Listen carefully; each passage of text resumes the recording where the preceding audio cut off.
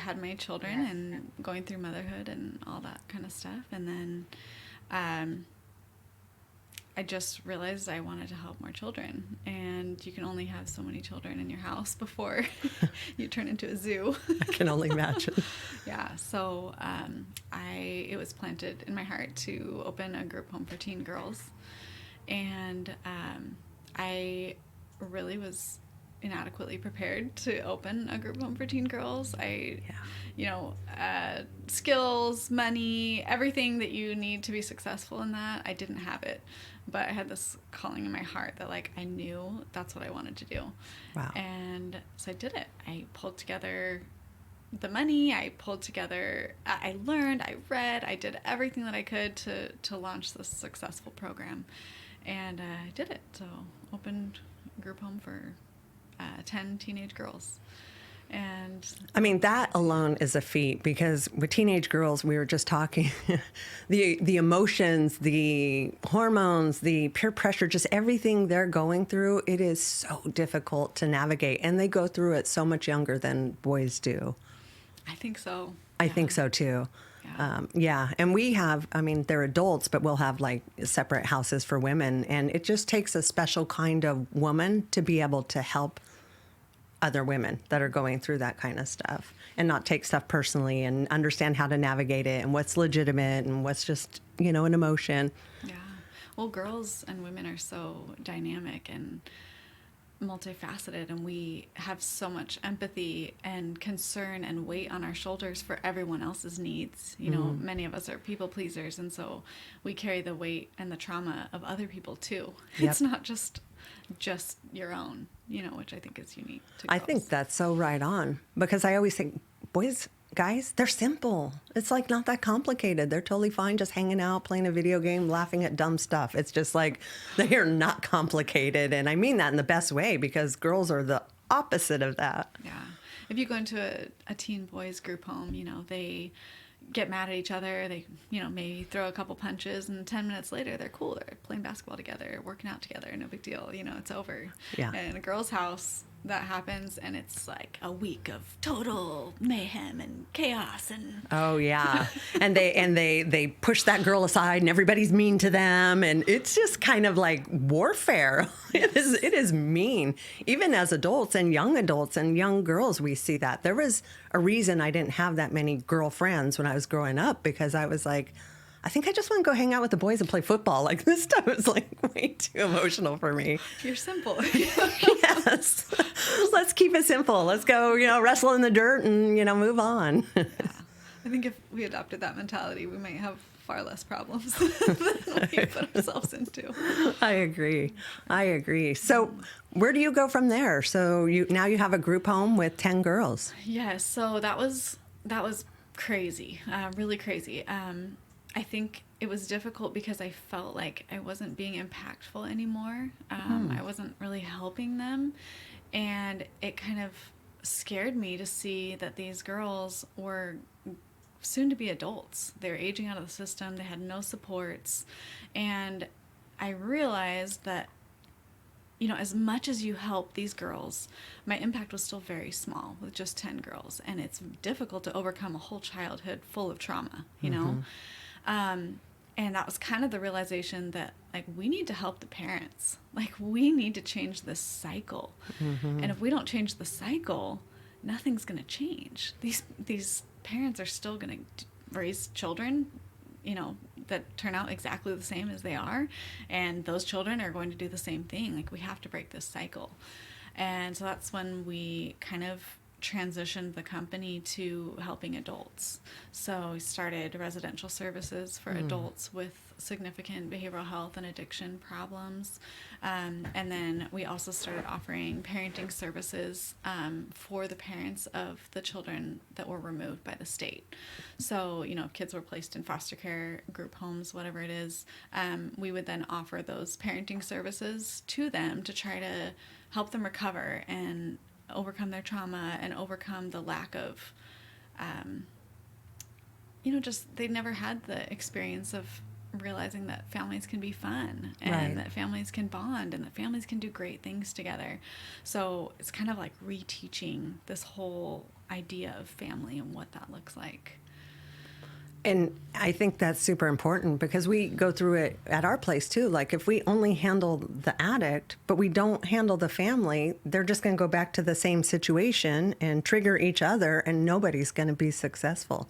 So I think you're so spot on in having to handle both sides in order for there to be success. They think it's normal. Yeah. They think it's normal that everyone around them is drinking or using drugs or hurting each other or yelling at each other, abusing each other. Yeah. They think every family is like that.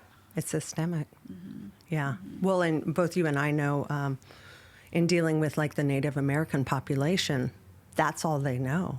And it just gets carried down from generation to generation to generation, and none of them know any differently. Mm-hmm. And it's hard to break that pattern. Mm-hmm.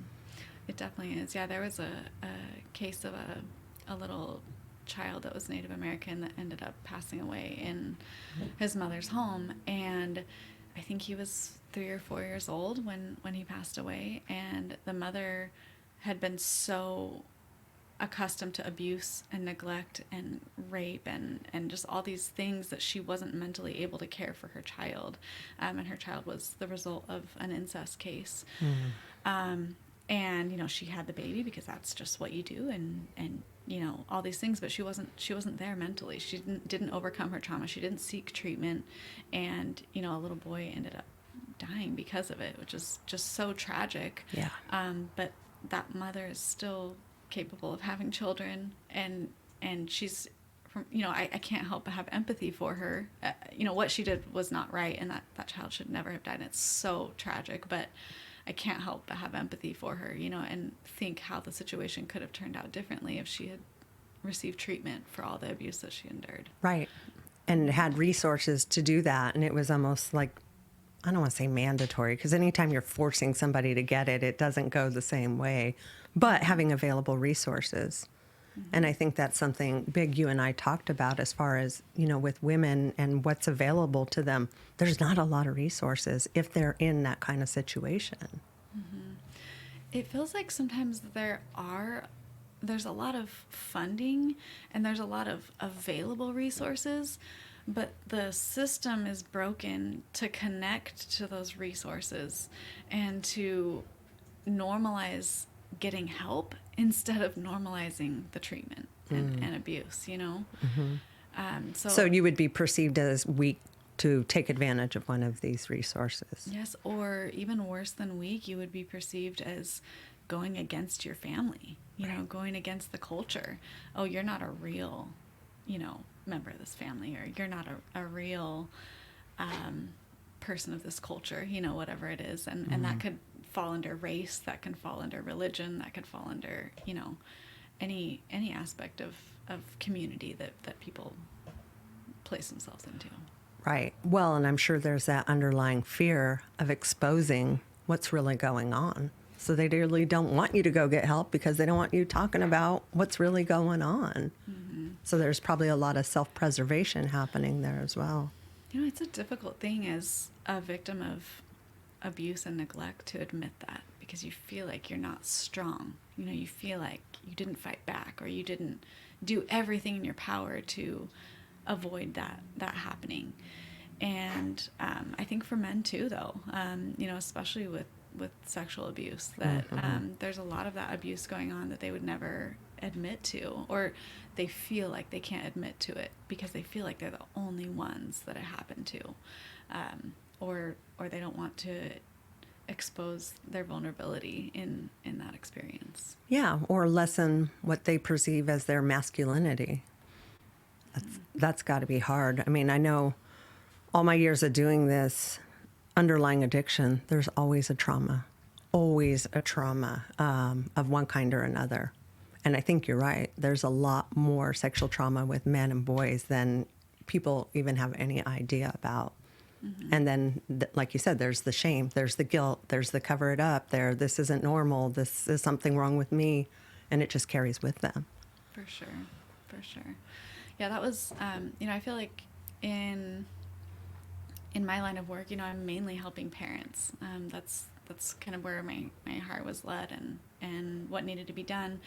But I can't help but I feel like sometimes we're looked at as the bad guys helping these parents that have already neglected their children or abused their children or whatever it is. And, you know, especially from the eyes of foster parents, sometimes they see the hurt of these children.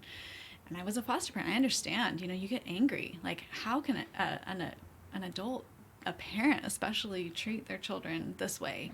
And don't they see the suffering that they go through, the crying, the, you know, just the pain, the trauma, the anguish, you know? And like, how can you give them a second chance? And that's kind of where it was so helpful going through the foster to adopt system myself with my own children, because you have that guilt of like, you know, kids always want to be with their parents. It doesn't matter. They could be the worst parents on the face of the planet, and the kids still want to be with them. They still want to be loved by them. Like, that's their heart, you know, no matter what. And so that was kind of my guilt with even adopting my own children that I still struggle with, is like, did I really do everything to make sure that they could be with their biological family? You know, did the mom, I wasn't offering services at that time to parents, and I wonder, you know, did the service provider really teach her the value of and the love and the joy that comes from motherhood? You know, did she really have every opportunity to come to the visits and spend time with her kids and get over her addictions and you know, stop the incarceration cycle and all those things? And because I wasn't the service provider, I can't really say that, you know. And so it's like, coming in as a service provider, I want to be able to answer that for the parents, you know, and for the children. Like, yes, like, don't worry. You know, we did everything that we could to teach them and give them all these skills. And if they didn't do that, if they ended up in jail again, if they ended up relapsing again, if they ended up, you know, choosing the lifestyle of drugs and alcohol over you as their child, you know, that's on them, because I promise we gave them all the resources and all the help and support to do something better and make a better choice, but they didn't. Right. And they can't. I mean, some people are just incapable of being there for somebody else, or even being there for themselves. I mean, you know, we go through it here too, and I feel the same way as you. I know we did everything possible to help this person. If they still left and relapsed in good conscience, I know I did everything I possibly could to help them. You have to, just to know you're helping the world. I know, I mean, but I think we all still kind of go, but did I? Was there that one thing that I missed? Was there that one thing that happened that maybe I should have pulled more strings on? And I don't mean me, because obviously my team is the one that handles the clients. But I think, you know, especially those of us that really want to help, when we see failure, we can't help but think, could I have done something better or different? Yeah, but Angie, we're training our teams, you know? Right. So are we instilling that culture of making sure that you do everything you can, you know, within reason, obviously. Right. But to give them that opportunity. And, you know, that's that culture of like, are you really helping someone? Right. Is it really making a difference? Yeah, we had a person this week on detox. I don't want to be here. I'm homesick. I don't want to be here. Homesick. And so we let them walk, because a lot of times they just need to clear their heads and walk. We don't just let them walk and leave. We walk with them. And he probably walked about 10 miles. We walked with him. You walked with him for 10 miles? Yes. Not me personally, but my team. That's how dedicated we are. You know, it's like, are you ready to go back yet? You hungry yet? You want to give it another try, at least till tomorrow? And we just try to walk it out. We talk with the families. We talk with the client. We try to mediate. And like I told you before, as long as the family stays firm and doesn't give them options to leave, we can help them through these hard times where, you know, there's just being triggered and they want to go use, or something else is going on. And he hopped on a bus, and we're like, oh, shoot. And then we turned the corner and he immediately got off, because we knew he didn't have any money. He didn't have his valuables yet. Walked over, just hung out with him another couple hours, and eventually he finally said, okay, fine, I'm coming back for the night. Give me my food. Let me have a shower. Can I have some cigarettes? And, you know, he's still with us right now. So, you know, those are the links. You got to like be there for people beyond their ability to be there for themselves sometimes. Mm-hmm. I bet he never had someone that walked 10 miles with him and stayed there for a few hours, like, letting him know, like, we're still here. Yeah. We're still here. Yeah. No. I mean, and sometimes it works out and sometimes it doesn't, but at least we know we're doing everything in our power to make sure it does. And not all places are like that. Not all places are like you. Again, you're dealing with state regulations, families on the outside that aren't well themselves, person on the inside going through their stuff. There's a lot to overcome to kind of help somebody to the best of our abilities. Yeah. It's interesting as we're, helping parents, we're doing these like case management and these curriculum skill building and things like that. You think it's going to be about their children the whole time, and it almost always ends up being about their childhood and their trauma from childhood coming out and causing havoc in their family now. And it's a big deal. It's a big deal. 100%. And that's amazing that you're doing that work with them and getting them to address that trauma. Because it's kind of like with us, unless you address that trauma, in the old days, it was like, toughen up, this happens to everybody. But really, unless you address that trauma in a really good way, it'll never go away, and it'll constantly keep resurfacing in very negative patterns and ways in their life. Yeah. I'm all for resilience. I think that that's kind of a lost skill, but I don't think that you can develop resilience until you address the trauma 100%. to some level. 100%. Yeah, that's why. And it's funny, when we started Elevate, there was a trauma addressing thing right in the beginning. I was like, well, they've only been here like a couple weeks. I don't know if we should immediately delve into trauma. Like, let's build them up first before we get to that point. But it ended up being, no, that's the very first thing you need to address so that you can make gains from that point forward. Because their minds are stuck on this situation that occurred when they were kids or when they were young adults. And until you free their mind from that and let it process, they can't really move forward. So it has to be handled like almost immediately. I was really impressed with your story of your staff. It kind of seems like we found similar things with our companies, that people who have been through it are often more effective at implementing change with them, recovering addicts or, people like that, the peers, the peer mentors. And I find it really amazing when they're able to overcome their trial and then help others through it. I mean, you did the same thing. But I think that it's really difficult for them because often when they go through these trials, they end up with legal problems. They end up with not being able to get background checks, and things like that. It basically they feel disqualified. It doesn't always disqualify them, but they feel disqualified from being able to help others. And that's one thing I would really like to change, is to empower those people to use those things to help others instead of feeling like it disqualifies you from doing that. Totally. That's why it's like a big mission for us to remove the stigma. I have almost 100 staff, and probably 90 of them have been through our program. Wow. And I used to feel like that was like a mark against us. And we would be told, oh, you're just a bunch of drug addicts running a rehab. You guys don't know what you're doing. It's like, well, actually, we kind of know more than somebody who got their education in a college. Like, we've been there, and it's really good. And I say this often because we can hold them more accountable. They can't play the victim card like, you don't understand what was done to me. It's like, actually, I kind of do, and I do understand, and that's why we're going to get you through this.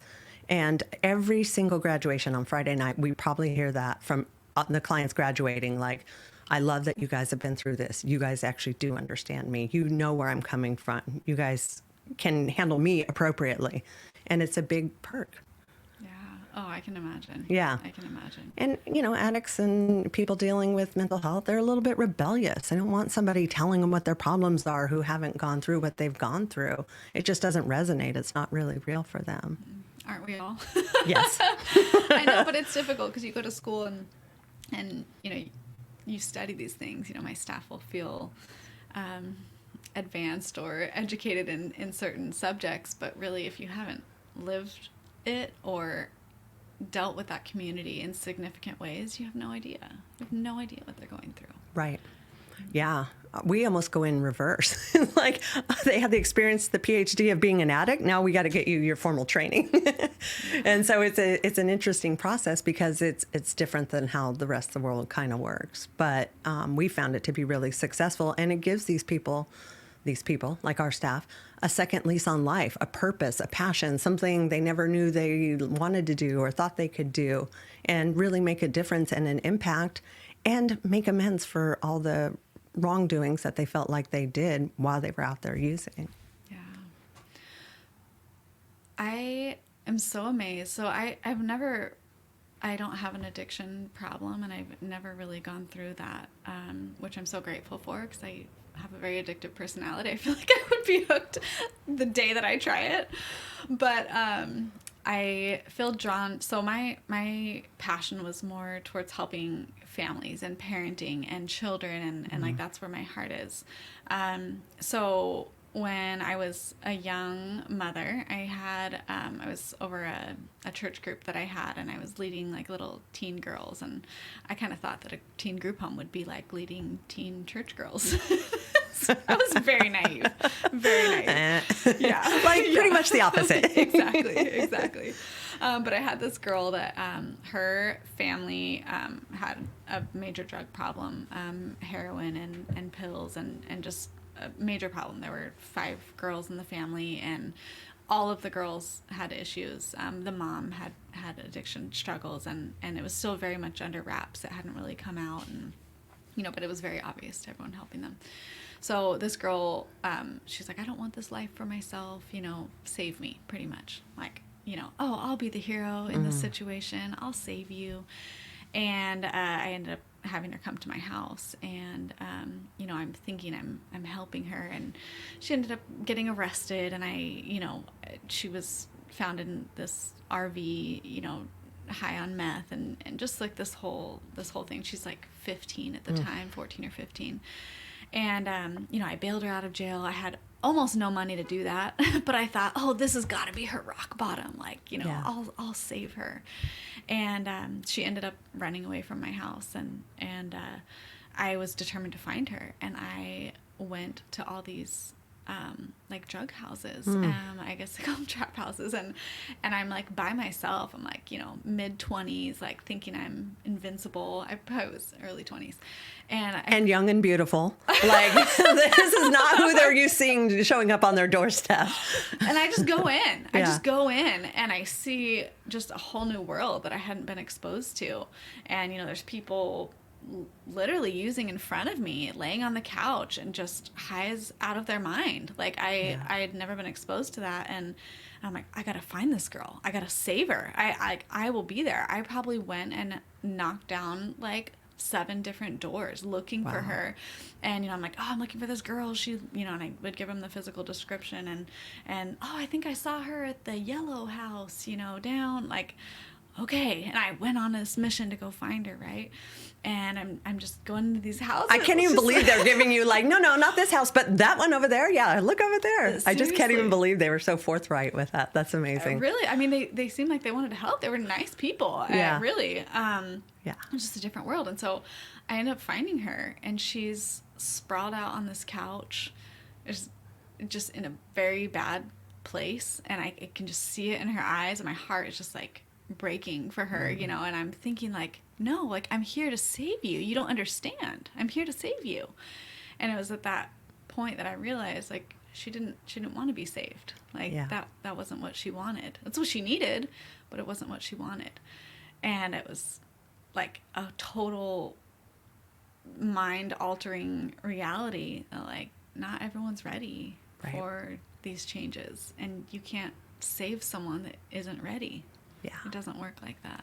Well, and that's probably one of the hardest parts of the job, is because we want to save everybody, and if they don't even want to save themselves, it's hard to let go and watch them self-destruct.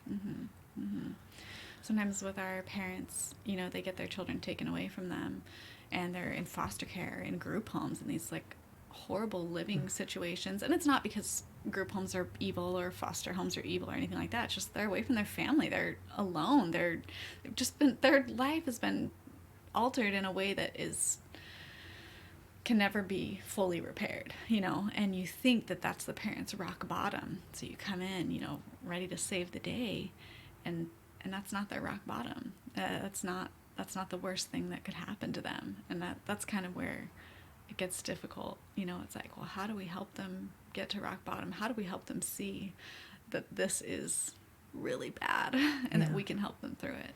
Yeah. Well, I think even if they can see it, sometimes they don't want to feel it. And it's like, why do I want to get sober and feel those emotions?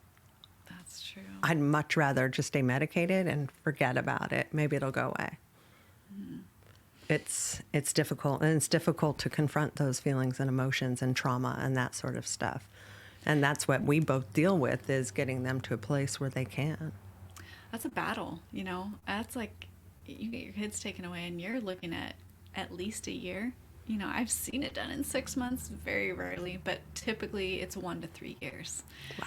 And so to ask someone who's struggling with trauma, addiction, mental health issues to hold on and be really strong and really sober and really change their life continuously, consistently for 1 to 3 years, you know, they're like, no, that doesn't really sound possible, or that doesn't sound like much fun. I'll take the different road. Right. Well, and especially for young kids, young teenagers. I know I was in my first rehab at 16. I'm like, dude, I'm only 16. Like, why do I want to get sober? Like, I'm young, I'm having fun. Like, there was no desire to straighten up at that point in time because age was working against me, because I felt like I'm too young. I'll do that when I'm like 30. And kids kind of feel invincible. Like, oh, okay, you sure you're going to make it till 30? I don't know. With this kind of pattern you're doing, you might not. Yeah. But they don't always think that way. It is scary when you're exposed to another lifestyle that you then normalize, you know? Right. We had a young girl, I think she was 17 when she came into care, and her mom ran a prostitution ring. Ugh. And, you know, hearing those stories, it's just mind-altering if you haven't really been exposed to that world. It's very scary. And, you know, we helped her get her first job, and there were challenges with that too, you know, even in, you know, trying to get a driver's license and trying to get your social security card and everything. There's just a lot of barriers for families. But going through all that, she didn't understand, you know, she was making a decent amount of money as a server, you know, and she didn't understand why she shouldn't just go sell her body on the weekends, because the money was so much better and it was so much easier because she had been normalized to that. And it was her mother who normalized that, which is so sad, but her mother thought that was normal because she had been normalized by that, you know. And it's just this awful cycle that continues. That's what we're really trying to break, is those extreme cycles. And I think it's a lot more, it's more real than people realize. It's more prevalent than people realize. Yeah. I mean, this is going on in every community. I don't care how affluent your community is. These types of things are going on in every community. The parents that we serve, it's not just your stereotypical, you know, poor family that's struggling with poverty and hitting their children. No, these are affluent families as well. There's no children in foster care. There's not a type. The stereotype is very false. I'm glad you bring that up, because even myself, that was my thought process, is like, well, of course, you know, look at their systems, look how they were raised, look at, you know, it is to be expected. It is not expected in affluent or quote unquote good homes, religious homes, like all these different things where you wouldn't expect that to be commonplace. Mm-hmm. We get religion very often is used as a cloak for abuse and neglect. Wow. Very often. Due to just like toughen up, or, you know. They'll use religion as a tool to correct behaviors that they deem to be immoral. And so children will be abused. We see neglect more often than abuse, but they will be isolated or emotionally abused or belittled in very significant ways to justify, they're justified under, well, this religion or my God expects this of you, and because you're not living up to this standard, I need to punish you. Wow. And we do see that a lot. Wow. Which sucks, because that's not the purpose of religion, but it gets used for other purposes, and it can leave a really bad taste. And you have people growing up hating religion, and then they have like no spirituality because of how it was used against them as children. Yes, and what's worse is they then hate God because they associate their abusive father or mother with God because he was acting, he said he was acting on behalf of, that spiritual being. But how sad is it then that they become adults or young teenagers or whatever it is, and they then don't have anyone to rely on as a source of strength to overcome their trauma. Right. Because they've, God has been ruined for them. That to me is very sad. I know in a lot of addiction recovery programs, they rely on your sense of spirituality to overcome. Yeah. You're praying to God the Father, but their idea of Father is not what a father should be. So they can't make that connection, and it makes recovery that much harder. 100%. And that's why we left religion 100% out of Elevate, because it was one of the things I know even I struggled with is, one of the first steps is turn it over to God. And I'm like, why? I'm here, now I'm supposed to turn it over to him. Like for me, and it's not like I had bad experiences, but it didn't make sense to me that was the way out. And I think a lot of people they turn away from AA and NA because of those reasons, because they don't see that that's the way out. However, if they can get sober and they can have these feelings, a lot of people who had bad pasts, they realize having a spiritual presence is more important than having nothing. Mm-hmm. And so then they'll naturally reach for it in a more positive way when it's not forced on them as the only way. Yeah, they have to come to that on their own. That's nothing that can be forced or encouraged, or, very few people overcoming trauma can really lean on God for support at that time, that right. They have to be in the right mind frame to, I guess, reap the benefits of that. Sure. Well, and I know for myself too, having not really been raised religious, when I was in trouble, now I'm going to pray to God. It almost seemed like, am I just a user? Like, I don't talk to you anytime except when I need help. That seems kind of, self-serving. And so that never felt right either, to lean on him in a moment when I needed it, when it felt like I was just using him because I wasn't paying attention prior. Yeah. There's a lot of guilt. There's a lot of guilt involved. There's a lot to navigate. Yeah, for sure. Yeah. For sure. So, as far as families of different lifestyles and how that impacts or affects abuse and neglect, I think it's just a little more hidden in quote unquote good families or, wealthier neighborhoods and things like that. It's not reported as often, but it can sometimes be just as devastating as in a poverty-stricken community. It's no different. The effect on the child is exactly the same. 100%. I was listening to a podcast, I think it was with Ed Milet, but it was a girl who had grown up and escaped like sex slavery, and her family was very affluent, and yet there was this underseating, like where he would take her to the motel on the weekends and let whoever do for whatever, and she was part of this whole underground ring, which was just horrific. But again, it was an affluent family, held positions within the community. You would never in a million years think this was happening, which now that we're saying it, it almost seems more dangerous, because you just assume because of those things, everything's good. So you miss warning signs that there's actually something really wrong happening here. Yes. That's sex trafficking, but if you're in that community, you don't see it as sex trafficking. You see it as, I don't know, dating or work or, whatever it is. It makes me so mad every time I go to the airport and I see those sex trafficking signs. If you see something, say something, or, whatever the slogan is. Like, one, no one even knows what to look for. Right. You think you're going to witness a sexual act in the middle of the airport or something and a woman screaming. No, that's not what sex trafficking looks like. And two, they don't have phones. They don't have freedom. It's a very manipulative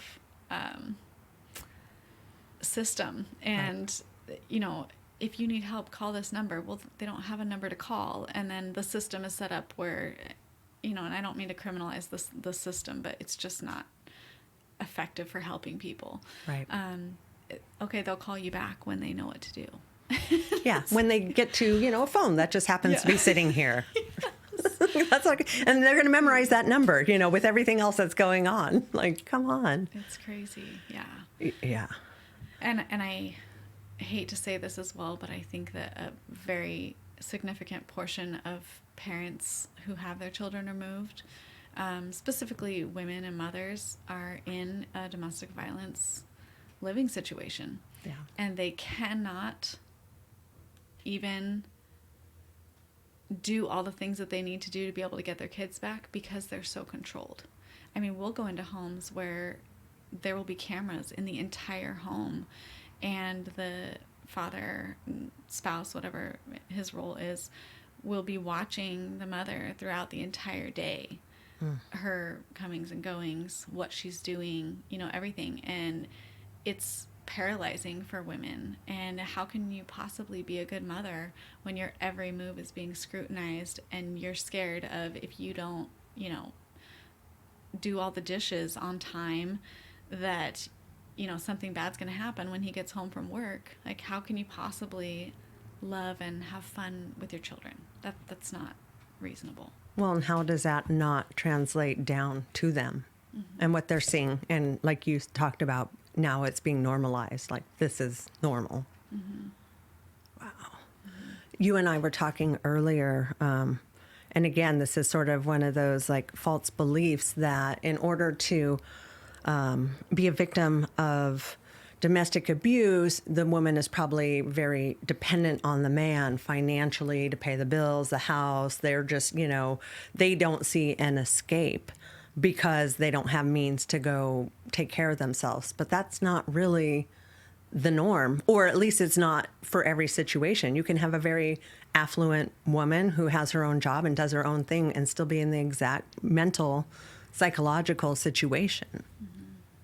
It's about manipulative behavior more than it is about violence and control. You know, I know many women who are financially stable or financially independent who struggle with domestic violence. And domestic violence is control. It's not always a violence, it's control and manipulation. And it's difficult to know what to do.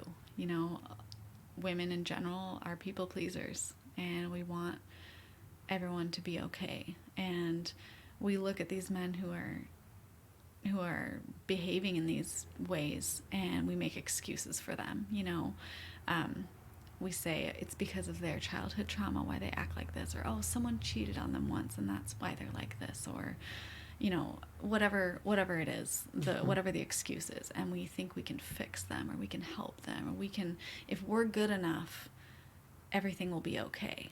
Yeah. And that's not reality. You know, that's not reality.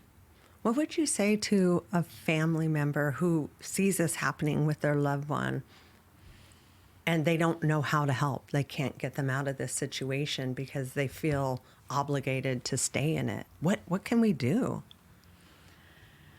So, I think there are 3 words that are really, really important that everyone needs to normalize. And those 3 words are you safe? You know, are you safe? Those 3 words saved my life once. Truly. I'm sorry I get emotional even thinking about it, but, you know, I view myself as a successful woman, independent and capable, and I was in a very dangerous situation, and very, very dangerous. And my mom actually asked me, you know, she just said, are you safe? And it was at that moment I realized, like, I'm not safe. I don't know what to do about it. I don't know how to get out. I don't know, you know, I own my own house. I was not a dependent on anyone, but I was not safe. And those 3 words have really changed my life, not only enabling me to get out of an unsafe situation, but I've been able to use those 3 words with many women since then that have literally saved their lives. And you don't realize how unsafe you are until you are incredibly unsafe. Yeah. You know, it's a really difficult thing. So I think those 3 words, like normalizing that among women, and, you know, there's this common feeling of shame and defeat when a man is able to overpower you, or you feel stuck, you know, and you don't want to say those things. But safety just kind of brings a reality to it of like, you know, everyone deserves to be safe, you know. Yeah. And I don't know, I think that those 3 words, anyone can do those. You don't have to have a degree to say those. You don't have to own a domestic violence shelter. You don't have to have all the solutions. So I would say those 3 words, vital. It came from your mom. Yeah, it did. I mean, that's just beautiful and amazing, because you've been able to use that to help so many other women, which is why you're so successful at what you do, because you understand what they've been through. But I'll tell you at the same time, you know, typically women who are in situations like that, it's not our first time. You know, it's not our first time getting in relationships like that. It's a pattern, unfortunately. And I have seen it, you know, in another relationship that I was in. My mom was very critical and very, you know, she'd point out all the red flags that any normal person can see, you know, and you cover them up and you're like, oh, okay, I just can't tell her anything. You know, I'll pretend everything's okay. I'll, you know, make it seem like we have this perfect family, and then she won't know, you know, and then she can't criticize, and then, you know, and you just cover and cover and cover. Yeah. And I think, like, I had other family members that were aware of the same red flags, but they were a little more accepting, I guess, and like loving of that person and the situation, which I know seems counterintuitive, and it seems like, how can you love someone that's treating them like that? But that creates a safe place to share those things, because a woman is not ready to leave until she's ready to leave, until she decides she's had enough, and she can see a way out. You know, everyone always asks, well, why don't they just leave? Right. You know, right. I had the financial means. I could have just left. It's not about why did you leave. It's that we are calculating a way to stay safe. Like, our moves are very calculated, and it's about survival. It's not about just leaving a relationship because you love someone and you can't bear to let go of that love. It's like, how do I survive this? Because I know he's coming after me. And I know we have kids together, or, you know, he's going to ruin my business, or he's going to, you know, whatever it is. It's about survival. So even family members are offering help, like, come here. The individual being, you know, abused is probably thinking, I don't want to endanger them or their families. That's not going to serve anybody. I don't want to burden anybody else with what I'm going through. So almost the opposite of selfish. It's very selfless, because you don't want to hurt anybody else. Yeah. Or, you know, or you at least have this reality in your mind that they're going to come find you wherever you are. Right. And they're going to hunt you down. And, I mean, murder in a domestic violence sense is very real. Yeah. It's very real. It happens far more frequently than people realize. That's why they're always the first suspect is the spouse or boyfriend, girlfriend. Yeah. That's very scary. So, but it's not, that drives me crazy when people will say, why don't you just leave? Right. That's not an option. It's, how do I survive? How do I survive this? I can tell you specific times in my life where I really thought I was going to die. Like, I thought for sure the only way out of this situation is if I die. And I know that's what these women are. I'm not the only one. No, far from. You're just the only one talking about it. And thank gosh you are, because I think there is a big misunderstanding of why don't they just leave? You know, why not take advantage of these opportunities that people are trying to help them? Like, what is the problem? There's just a massive, and it's not callousness, it's just not understanding the psychology of what's occurring. Mm-hmm. For me, it kind of came to the point where I just had to rid myself of all the fear. You know, if I die, I die. If my business gets ruined, it gets ruined. If I end up homeless, I end up homeless. I have nothing to lose. I don't care. I'm not going to be afraid anymore. And it wasn't until I stood up for myself and I thought, you can't hurt me because I don't care about anything. Wow. And very few women, I think, can get to that point because, right. You know, I don't know. I remember a time when I actually had my brother, my brother doesn't even know this happened, but my brother was invited over to play video games. I invited him over to play video games at my boyfriend's house.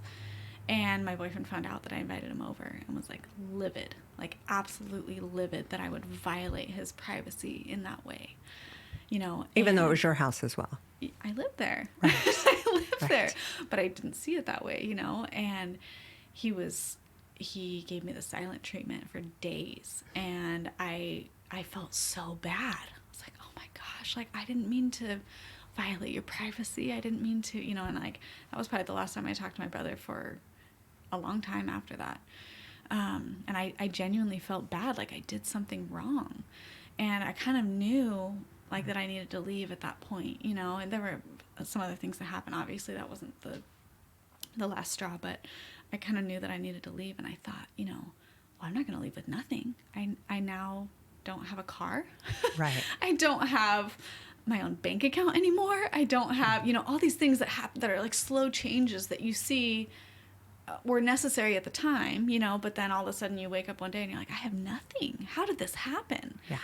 And, you know, I remember thinking, well, I know I need to leave, but I'm not leaving till I have some money, you know, $1,000. If I have $1,000, then I'll be okay with leaving, you know? And now I think back, I'm like, $1,000? I'm like, I should have gone and lived on the street corner in a tent. That would have been a better situation. Like, right. And to secretly save up for $1,000, like how long is that going to take? Yeah, it's hard. Yeah. Especially if you're not working or if your, you know, finances are not controlled, you know, on your own. Right. So it's really interesting the steps that I've gone through with a few women to be able to leave their abusive situations. It's very methodical. You can't just leave. Right. Because people might think I'm crazy for saying that, but it kind of has to be done in the same hour. Yeah. You leave in an hour. You pack. You have bank accounts. You have credit cards. You get a new phone. You know, you have to do everything. And if you don't do it within that hour, they will find you. Yeah. And you will go back. You know, either one of those two things will happen. It's like going into witness protection. Like it's got to go, and you got to cut all ties and any means of finding you. Mm-hmm. Is it more difficult with kids when you have to look out for them as well? 1,000 times more difficult. Yeah. I think. Yeah. But I mean, I don't mean to discount a woman's situation that doesn't have kids, sure. You know, but it's very difficult. It's just more to navigate, mm-hmm. more to look out for. And legal repercussions as well. You know, I've seen women be so scared of the state coming in and taking their children that they take them out of state. They go into hiding. They leave the country. I mean, they're scared. Right. And that's illegal. To take your kids and flee with another parent, right? Especially if you have children with another parent. Like if they're a biological parent, yes, that's very illegal. Right. So then you're a criminal, and then you're running from the law, and then you're scared, and you know, and then you come forward later about abuse, and like, well, why didn't you just say that? Well, you know, they don't know what to do. Right. They don't know what to do, and it's very difficult with children, and especially, you know, these domestic violence hotlines. They do report if you have children. And if you try to leave and you don't leave, they'll take the children because you are failing to protect the children. We have many, many children in foster care right now due to failure to protect. The mother is a good mother, but she is in a domestic violence situation, or she's allowed, not that she allowed, but she witnessed maybe her husband or the father to her children abusing the children and didn't say anything, you know. But how can we empower a mother to call a child abuse hotline or a domestic violence hotline and say, you know, the father to my children just beat them, or, you know, locked them in their room for 2 days and didn't feed them, or, you know, whatever the case may be. Who do I tell? Right. What do I do? How does it not come back and make my situation even worse? Mm-hmm. So then you have a worker come in from the state, and they sit there and they question them. Well, what did you do? Well, why didn't you call anyone? Well, why didn't you report it to the police? Well, why didn't you, you know, move to your mother's house? Well, why didn't you step in? You know, and then it creates this cycle of, well, I don't know what to do. I don't know. I thought I called you. Like, that was what I thought I was supposed to do, you know? Right. I don't think there's enough education in reporting. Right. You know? Well, and you and I discussed, even if they call one of these hotlines, if it's after hours or they're on a call, you just get a message. And they'll call you back when they can. And then they call back and the husband picks up the phone. It's like, now you're in deep trouble. Deep trouble. Yeah. Yeah. I had a girl she was previously in my group home. She aged out of the system, fell into an unhealthy relationship habit, very common, ended up in another state, no family, no money, no resources. She couldn't just go out and get a job because she didn't have a driver's license. She didn't have her documents. She didn't have a birth certificate, a social security card.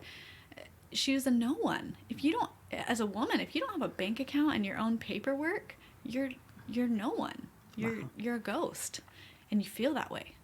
You feel that way. You know, imagine yourself with no documents trying to get a job. That's crazy. Yeah, you can't. You can't do it. Not in today's times. Like, no way, because employers have all these legal stuff they have to do. Unless you're going to go down to Home Depot and wait down there with them and hope someone picks you up to do some manual labor. And as a woman, that's not a safe space for you. No. I can tell you what kind of labor they're expecting to pick up if right. they pick you up there. Yeah. I mean, you're completely trapped.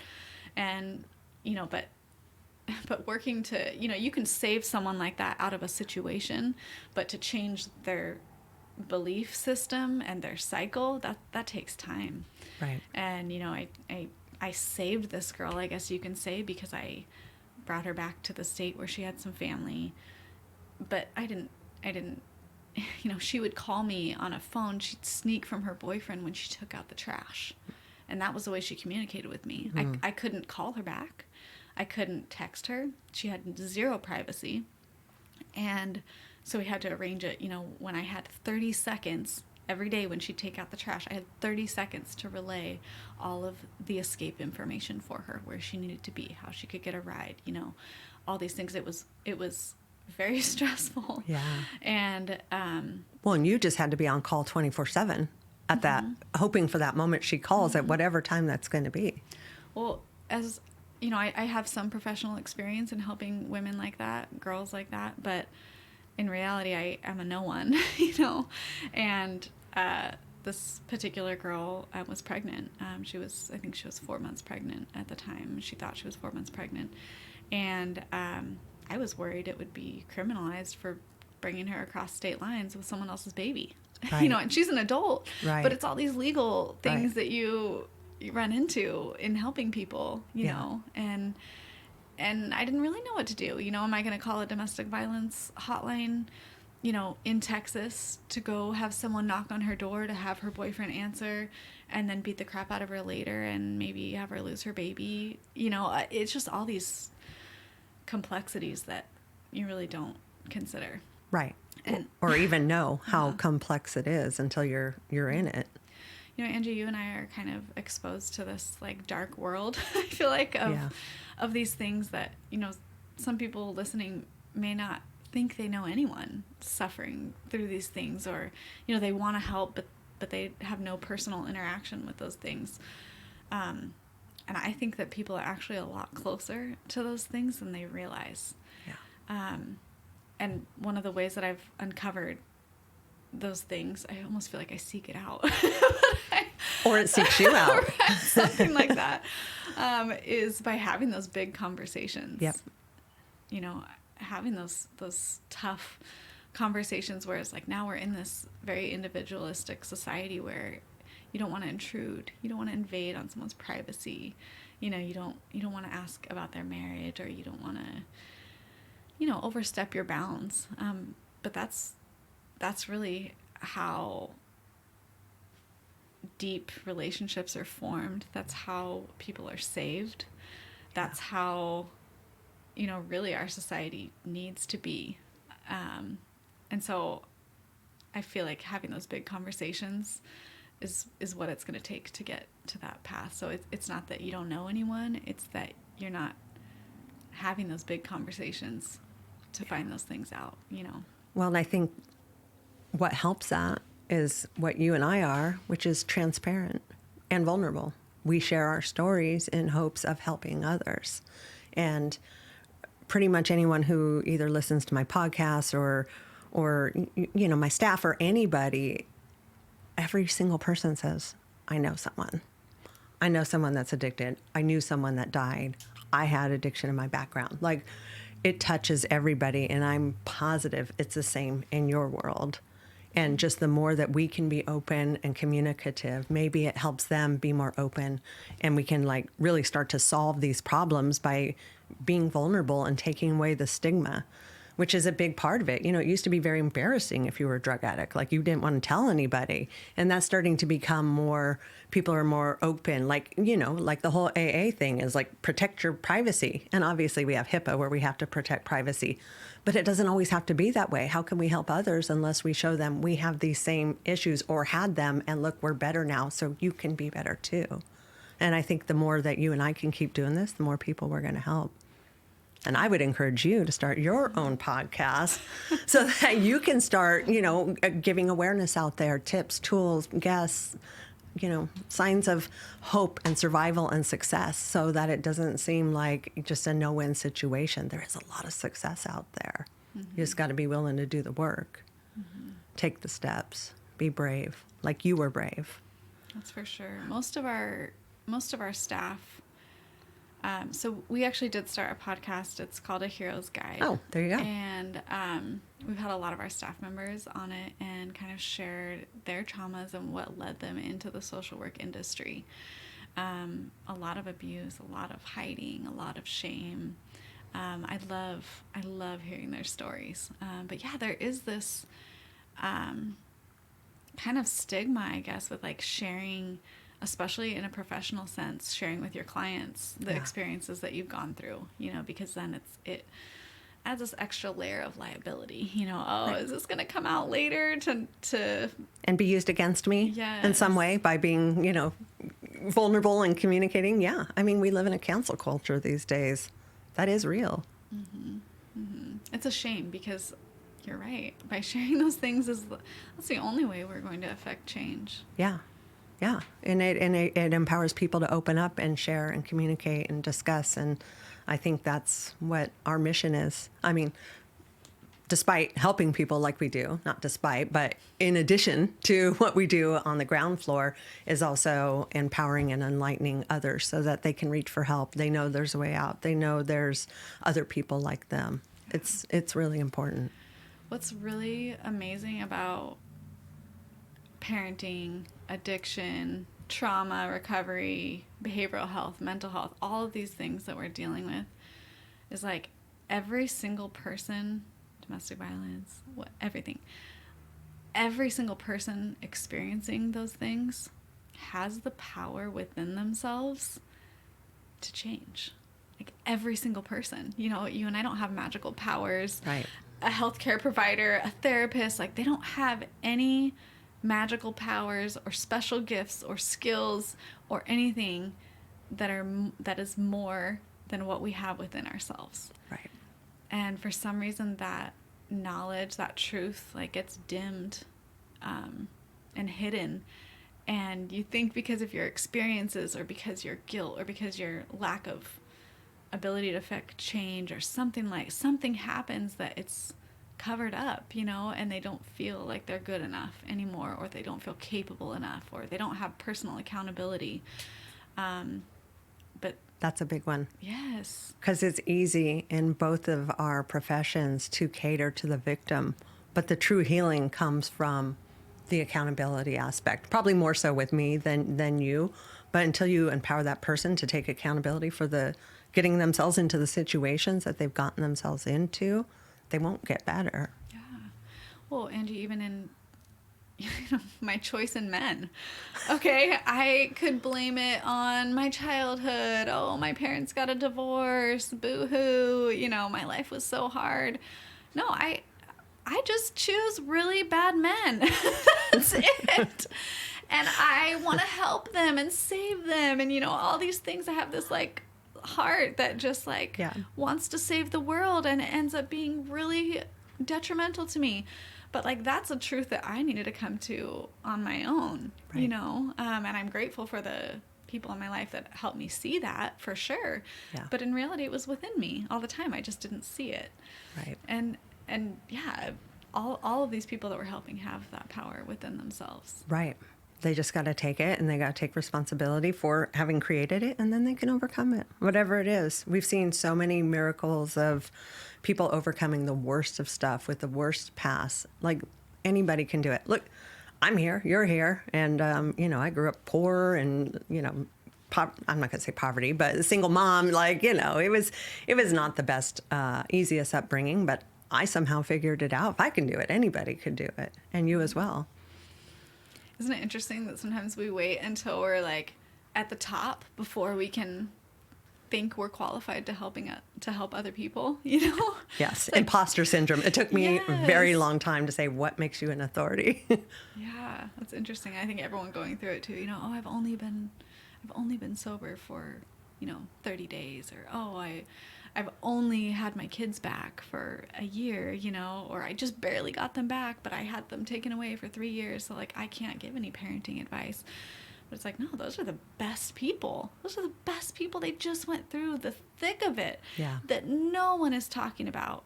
You know, just recently we discovered that, I think it was just like a reality that hit us in the face. Is like all these parents that have their children taken away. And I mean, just to be clear, like in Arizona alone, we have almost 15,000 children in foster care right now. Wow. Okay, just in Arizona. And so that's millions of children over in the entire country, you know.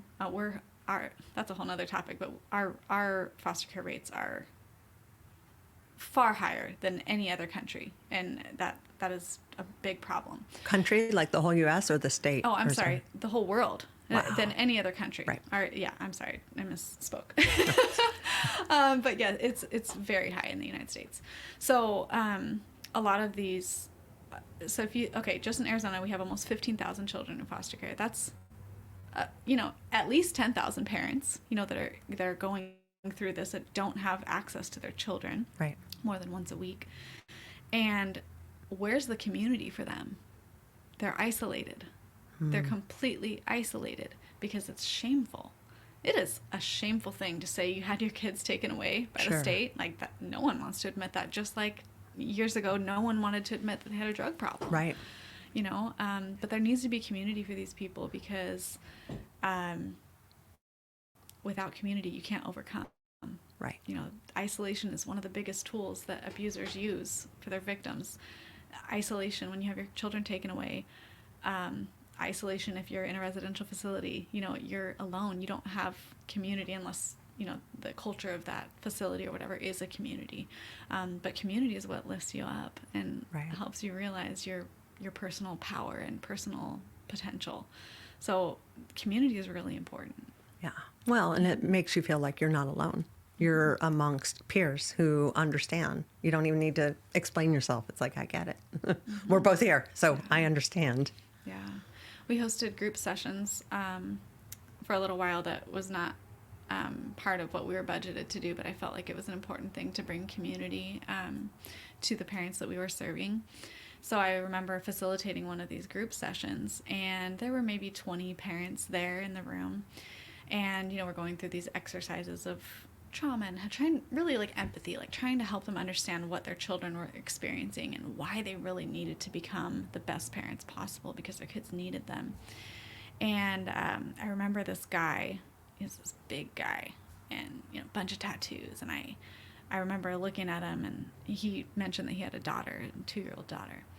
And I remember thinking, like, he's not even talking. This whole 2-hour group session, he's not even talking. It's like, he probably doesn't even care. Why is he here? Does he just want a certificate? You know, I'll give him the certificate now, but like, this is a waste of time, you know, and I'm thinking all these very judgmental thoughts about him, you know, and I'm like wanting him to engage and speak up and share his piece and, you know, all these things. And at the very end of the class, like 10 minutes to the end, and the whole time he had been like writing or drawing or something on this piece of paper, and I'm thinking like, oh, he's probably just like making cartoons. He doesn't care what I'm saying. What I have to say is important, you know? And anyway, so like 10 minutes to the end, he's like, oh, I have something I'd like to share. Oh, okay. You know, I'm thinking like, what could he possibly say? Like, where's my bus pass? Yeah. You know? And he gets up and he shares this poem that he had been writing the whole time about his daughter. Oh. And it was like, seriously, one of the most impactful like things I've ever listened to. And like, it completely changed my heart. Like, oh my God, this guy loves his daughter. He just was in a really bad place, you know. He's in a really bad place, but he loves his daughter. And I was like, oh, and he was actually listening. And he implemented everything that we had talked about, and the victim mentality, and that was what it was overcoming the victim mentality. And I was like, wow, he's really taking accountability for the things that he messed up on. And I was so impressed with him. So I think that's also another part of it, is just like understanding that like every client, every person going through these things processes it differently. Yeah. You know, we can't judge them based on their looks or based on the way that we perceive their understanding the information we're teaching or whatever. All we can do is just present it to the best of our ability with as much empathy as possible and see what they glean from it, because everything, it might just be a seed, it might be the whole lesson they absorb, it might be, you know, anything, but those little things are the only thing that really creates that generational change and that cycle breaking. Right. What a beautiful story. I feel like it's the same for kids. Like, they're always watching. Doesn't mean they're always like saying what they're seeing, but they see it all. It's probably kind of similar with that situation. Just because they are not acknowledging that they're seeing it doesn't mean it's not happening. Yeah. Isn't that the excuse that we use very often, though? And that, like, oh, because the kids are so young, they don't see it. You know, they don't see this abuse. Right. A lot of women endure abuse behind closed doors, and to their children, they are this perfect, happy family. To the neighbors, to people at church, to whatever it is they put on this image. But children feel tension. They feel arguments. Like, they feel the energy. Like, Sure. Those things produce an energy, and they feel it, and that impacts even babies. I mean, there are numerous studies about babies just being in the same room as an argument, as a violent situation, witnessing even like spanking, hitting, whatever it is, that it creates neurological changes in infants. That's scary. Mm-hmm. That's sad too. So that can never be an excuse of like, oh, the kids don't know anything. They Right. know. Yeah. They know. Yeah. And again, all the more reason for you to continue to bring awareness and enlightenment to a subject that people don't want to talk about, confront, or even think is happening. Are you safe? We got to start using it, Andy. I love it. I love it. I love it. Thank you. And thank you very much for coming on today. This was an awesome conversation. I feel like we could talk all day long. Well, we probably are going to talk all day long. No, we're for sure talking all day long. But this was amazing. You are every bit as good as I knew you would be, as far as relaying the message and getting this information out there. And I thank you so much for coming to see me, coming to be on the podcast, as well as coming up to the center and seeing how we do things on this end. Oh, okay. So excited. Yeah. Thank you so much for Next, having I'm me. coming to Arizona. Perfect. We're ready for you. Awesome. All right. Thank you. Thank you, Angie. Yeah. Cool. Good. You did great. You navigate that microphone really well. I feel like there was one point, this microphone is so sensitive. Like I immediately like stuck to the seat and I like peeled myself off the seat and I'm like, oh my God, I could actually hear that. Paxton's going to kill me. You can literally hear me peeling myself off the seat. Leather. It's in there. It's in there? Yeah. Okay. He probably heard it. He was probably like, damn it, Angie. So apparently, yeah.